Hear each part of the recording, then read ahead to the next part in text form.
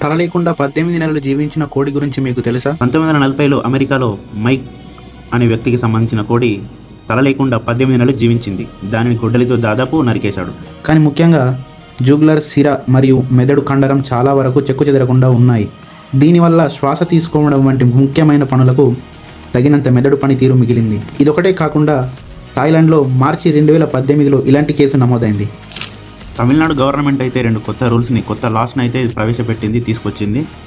ఆ రెండేంటంటే, మొదటిది biomedical dumping. అదేవిధంగా తమిళనాడులో బయోమెడికల్ వ్యర్థాలను పారవేసినందుకు విచారణ లేకుండా ప్రత్యక్ష జైలు శిక్ష విధించే బిల్లును మార్చి 24న శాసనసభ ప్రవేశపెట్టారు. ఈ బిల్లును న్యాయమంత్రి రఘుపతి ప్రవేశపెట్టారు. ఏప్రిల్ 29న చర్చకు స్వీకరించారు మరియు తర్వాత ఆమోదించారు. గతంలో నకిలీ మద్యం, సైబర్ నేరం, ఇసుక అక్రమ రవాణా మరియు లైంగిక నేరస్తులకు నివారణ నిర్బంధం విధించబడేది.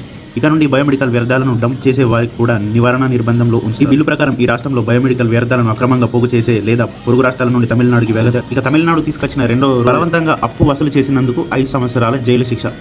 తమిళనాడులోని కొన్ని రుణ సంస్థలపై బెదిరింపులు మరియు బలవంతంగా ఉపయోగించిన రుణ వసూలు చేస్తున్నారనే ఫిర్యాదులు నమోదయ్యాయి.